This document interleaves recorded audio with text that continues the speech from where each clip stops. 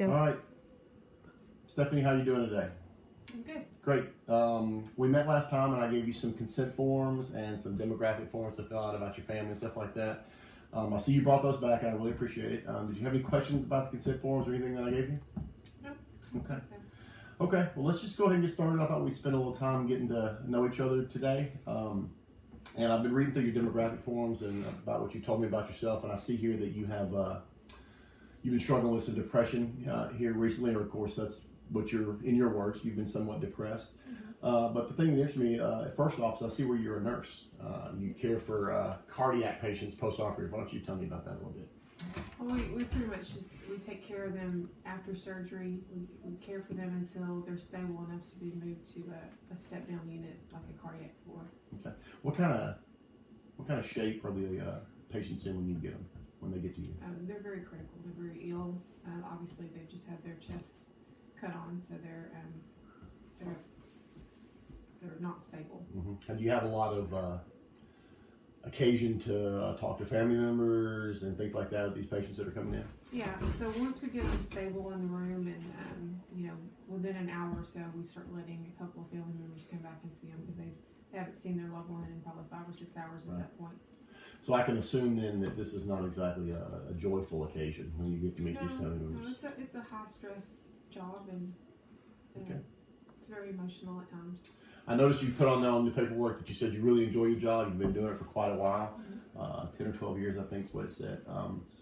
Given the fact that you've been feeling these symptoms lately, how's that interacted with your work, considering the high stress environment and the type of patients you deal with? How's that impacted the way you do your job, do you think? Well, we try to not get super emotional during the times. We try to be the calming force with them, and a lot of times when I feel depressed, it's hard for me to not get as emotional as I should. Also, my stress level, I just feel like my temper is a lot shorter right now, with coworkers and with family, and just in that type of high stress situation. So how many coworkers do you have that you work with directly? On a daily basis, probably 10. Okay. Do you find yourself here more recently interacting with them the same or less? Are you drawn away, or do you feel like you're being a little more? I feel like I'm drawn away just because I know my temper is short, and I just try to kind of stay in my own little bubble so I don't get short with other people. So you've been talking about your temper. I hear you saying that maybe you've been feeling some anger here lately. Is that right? Yeah. Fair to say? Yeah. Okay. I'll tell you what, when we talk about something else, the other thing that stood out to me on your paperwork that you said that it's sort of the other, for lack of a better word, love in your life is your kids. You've got 2 kids. Why don't you tell me about your children? Well, I have a 12-year-old son. His name is Harrison, and I have another son. He's 8, and his name is Eli. Oh, awesome. Well, tell me about their personalities. Like Harrison, what kind of kid is Harrison? Harrison is a very sweet kid. He's great in school. He's great in sports. Pretty much any ball he touches, he's going to figure out how to play it. Okay. Everybody loves him. He's just he never meets a stranger. Eli is again super smart, super funny. He's not. It takes a little bit longer for him to warm up to people, but once he does, he can win them over pretty well. Do both your boys enjoy sports? Yes. How much of your time do you think outside of work is spent involved in their activities? When it's football or baseball season, a lot. Wow. Okay. So especially since I saw where you're divorced, so Dad's not in the picture necessarily day to day. Right. So you spend a lot of time doing that. You enjoy doing that? You enjoy taking them back and forth to practice and going to games and being around the other people? I mean, traditionally? Well, sometimes during the week, it's a lot with my work schedule and being on call, and so some weeks I feel like every day something's going on, and sometimes I just want to come home and not be around others. Wow. Okay. I think we all have that feeling sometimes that we want to be not around other people. So you're a nurse that works in a high stress environment that deals with families that are dealing with very difficult situations in their lives. So you sort of shoulder some of that burden to care for their loved ones and to talk to them and administer to them in some way, shape, or form. And you got two young, high energy, active boys at home that play sports and run around. And you seem to be struggling with some depression. How do you see that impacting your life at home with the boys as far as their activities? And you're already dealing with work, so at the end of the day when you come home, how have you seen your relationship or your desire to be engaged in your normal activities with them affected, do you think? Probably I let them do their video games, and they're watching their iPad a little more than I should, just so to keep them occupied so I can kind of zone out for a while. What are you doing? You say zone out. What does that mean? What are you doing when they're playing the video games? Watching TV, sleep. Okay. I noticed it said that you have trouble sleeping. Does that mean that you have trouble going to sleep, or you have trouble staying asleep, or you sleep, you're sort of tired sometimes but can't sleep, and then other times when you should be awake, you're sleeping? All of the above. Wow. That's not good. That doesn't sound like a good situation to be in, especially with two young boys. Do you think that they notice the lack of engagement with them, given the circumstance, or do you think they just kind of don't see what's happening with mom? I don't think that they pay much attention to it. You don't think they pay much attention to it? I would say that,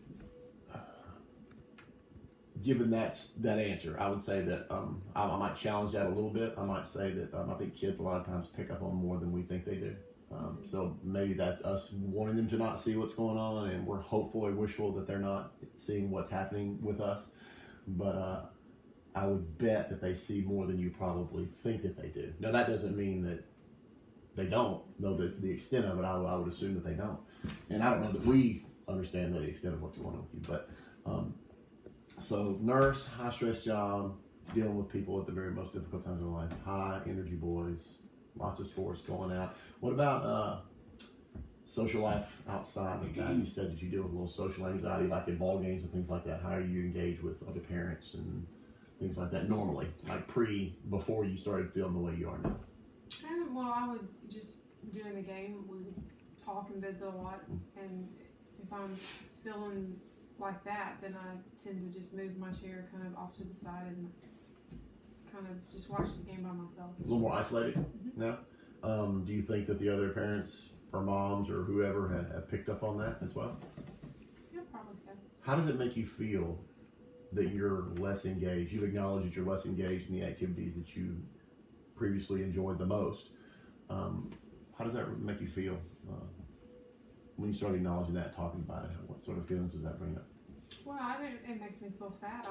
I want to be like I used to be, and I want to be engaged and want to be around others, but sometimes it's just too much, and I just can't. Okay. Well, what specifically is too much? I mean, like if we're talking about sports activity, you spend a lot of time in a baseball field, you said.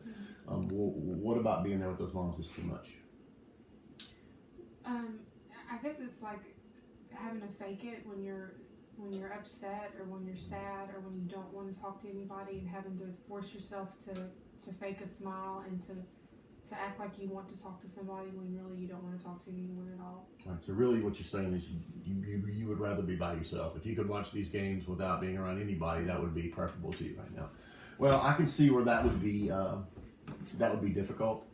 I think going forward, we're going to have to spend some time looking at these issues and really just kind of talking through what it looks like. I think that, some of the behaviors that you're used to being involved in, now you're not, are concerning to me. I think that when we begin to withdraw from our normal daily activities, that's a sign of things that we really need to see what's going on there so that we can kind of get back to that. So we'll spend some time in our sessions going forward discussing those issues. What's making you nervous? What's making you anxious? What's making you depressed? How do we react to that? Today, I just wanted to get a really good feel on how those two situations, because they seem to be the two more major parts of your life, we're interacting with one another. I do have a little bit of a homework assignment, if you will. I know we're right in the middle of sports season, so I think the boys are probably playing basketball right now.